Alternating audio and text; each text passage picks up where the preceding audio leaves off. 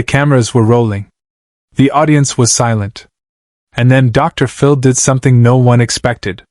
He raised his hand toward the control room, his voice cutting through the tension like a blade. "Stop the tape."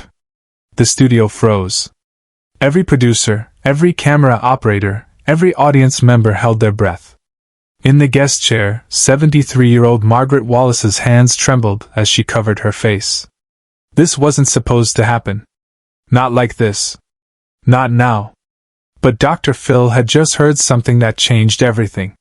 He stood up, walked past the cameras, and headed straight toward the back of the stage. "We need to talk," he said, his voice low but firm. "Off camera. Right now." What had just been confessed in front of millions would unravel a family secret that had been buried for 50 years. A fortune. A lie. And 3 generations caught in the wreckage. This is the story of how one grandmother's admission on the Dr. Phil show exposed a mystery so deep, it would force an entire family to confront the truth they'd been running from their whole lives. 3 weeks earlier, the Wallace family had received the call. A producer from the Dr. Phil show wanted to talk. They'd seen the family's story online, a viral post about a bitter inheritance dispute that had torn siblings apart and left a grandmother in the middle, heartbroken and silent.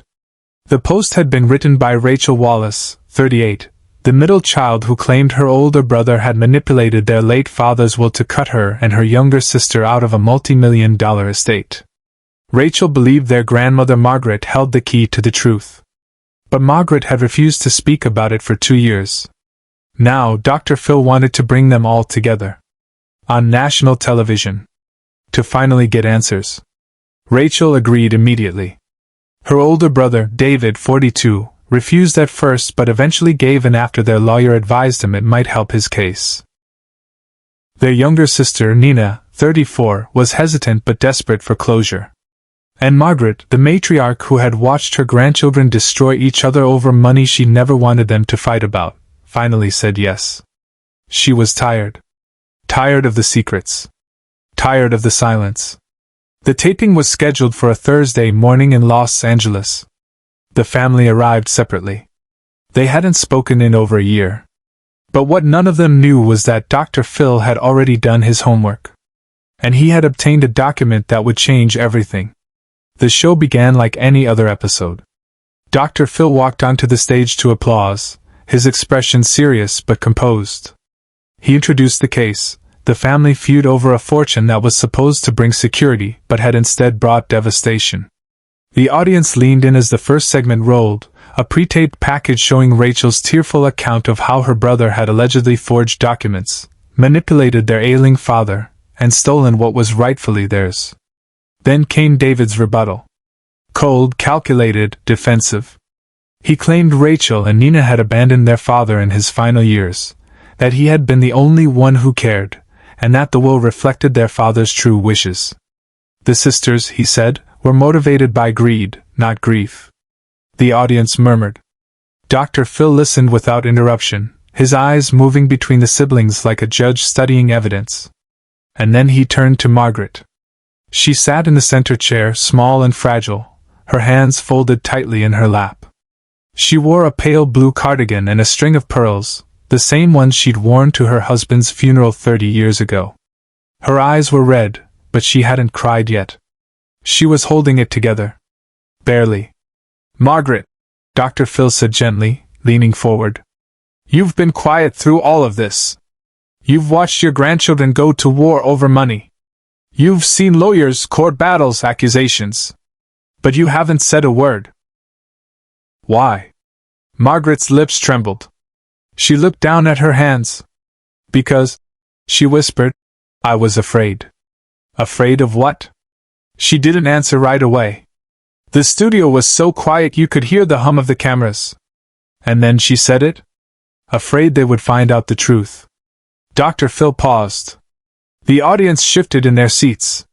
Rachel and Nina exchanged glances. David's face tightened.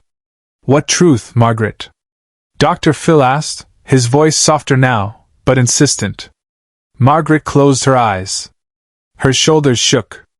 And when she opened her mouth again, the words came out broken, like glass shattering on concrete. "The money," she said. "It was never your grandfather's." Subscribe and leave a comment, because the most powerful part of this story is still ahead. The silence that followed was suffocating. Dr. Phil didn't move. He didn't interrupt. He let the weight of her words settle over the room like a fog. Rachel's mouth opened, but no sound came out.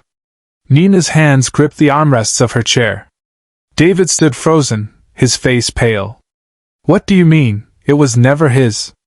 Dr. Phil asked, his tone measured, careful. Margaret's voice was barely audible now. "It was mine." She looked up, tears streaming down her face. "I inherited it. From my father. When I was 23 years old. Your grandfather, he never had any money. We were broke when we got married. But I had this inheritance. And I gave it to him. I put it in his name because back then, that's what women did. We didn't have our own accounts. We didn't have our own anything. So I gave it to him. And he invested it. Built it up. And everyone thought it was his money. His success. But it wasn't. It was mine. It was always mine." The revelation hung in the air like a bomb that had just detonated. The audience gasped. Rachel covered her mouth with her hand. Nina started crying. David shook his head, disbelief written all over his face. Dr. Phil stood up.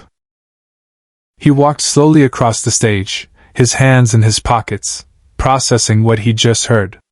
Then he stopped and turned back toward Margaret.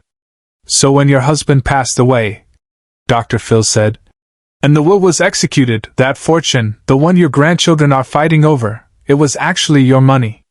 Not his." Margaret nodded, her face buried in her hands. Dr. Phil turned to the siblings. "Do any of you have any idea what this means?"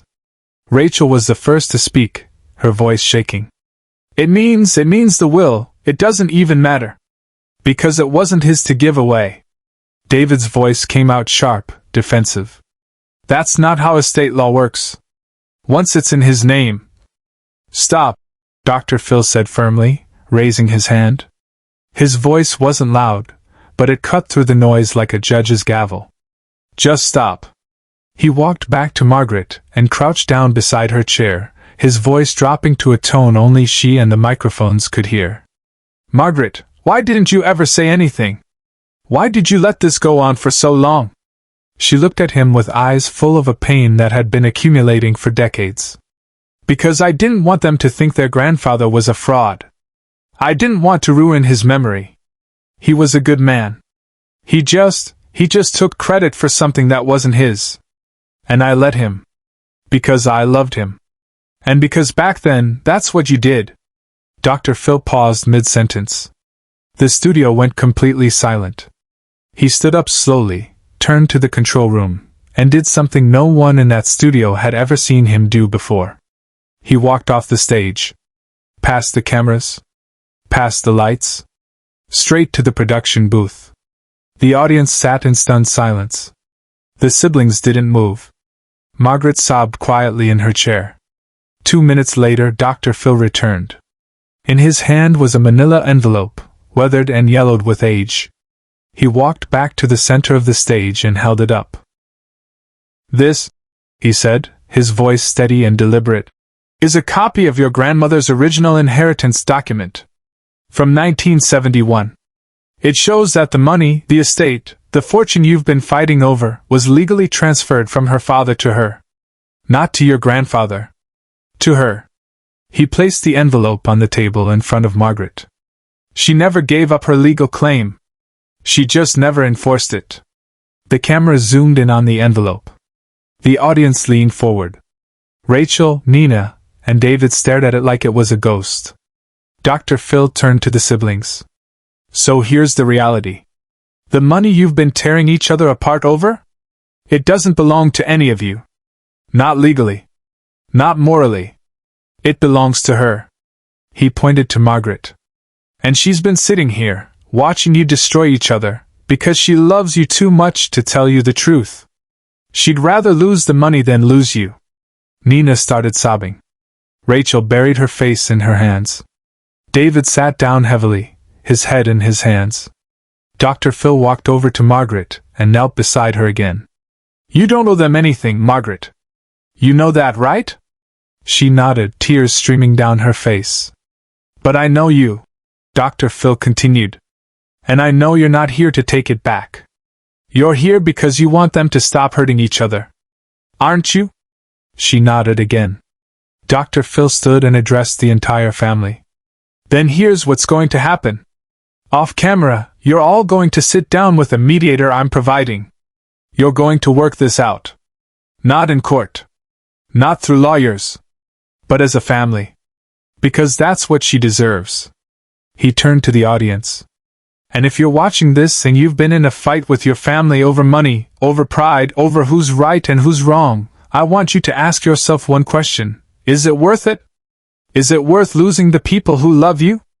Off camera, Dr. Phil made a choice no producer expected. After the taping ended, Dr. Phil didn't leave. He stayed.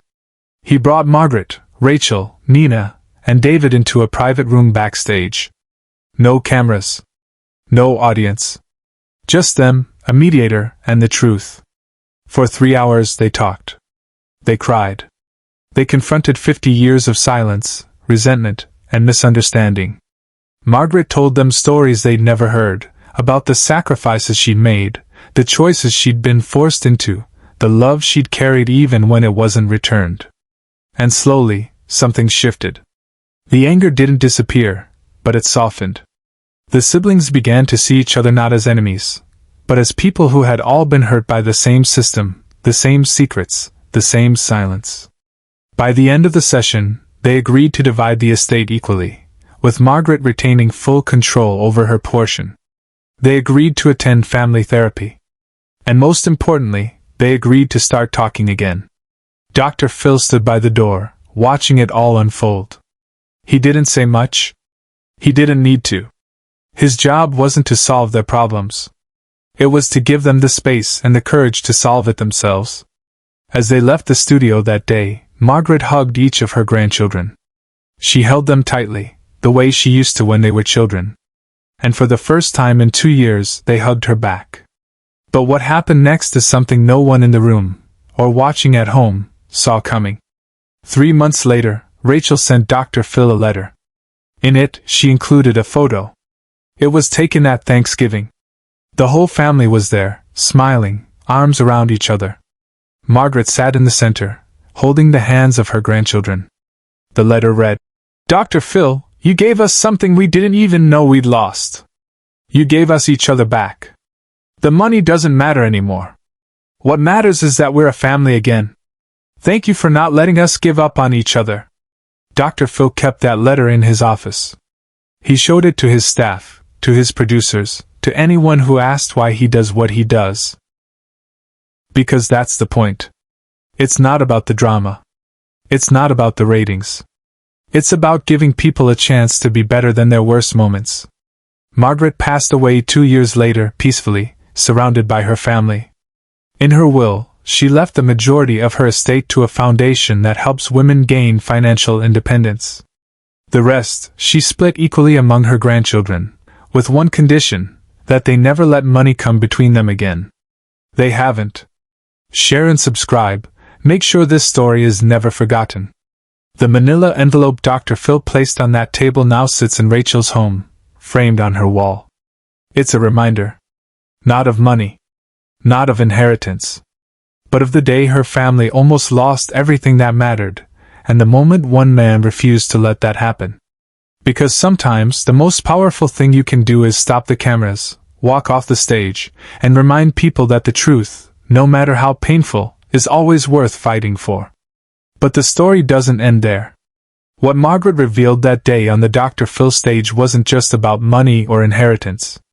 It was about a generation of women who gave up everything, their names on bank accounts, their credit, their financial independence, because that's what society told them to do. Margaret had been 23 years old when her father passed away and left her a substantial inheritance from his manufacturing business.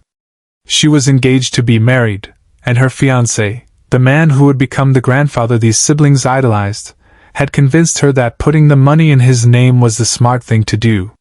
For tax purposes, he'd said. For protection. She trusted him. She loved him. And she signed it all away. For 50 years, she watched him build companies, make investments, and take credit for a fortune that had started with her inheritance. She never said a word. Not because she was weak, but because she believed that's what love required. Silence. Sacrifice. Surrender. Dr. Phil understood that. And in the private mediation session after the taping, he made sure her grandchildren understood it too. He didn't let them off easy. He challenged them. He asked David why he thought he was entitled to control his father's estate when his father hadn't even built it from scratch. He asked Rachel and Nina why they'd waited until their father died to start asking questions about money instead of asking him while he was alive. And he asked all three of them the question that cut the deepest. When was the last time any of you asked your grandmother what she needed? The room went silent. Because none of them had an answer. That's when Margaret spoke again, her voice stronger this time. I don't need your money, she said. I never did. What I needed was for you to stop hating each other. What I needed was for you to remember that you're family. That's all I ever wanted. Dr. Phil has said in interviews since that taping that the Wallace family case was one of the most profound he'd ever handled. Not because of the money involved, but because it reminded him why he started doing this work in the first place. To give people a mirror. To show them who they've become. And to give them a chance to choose who they want to be.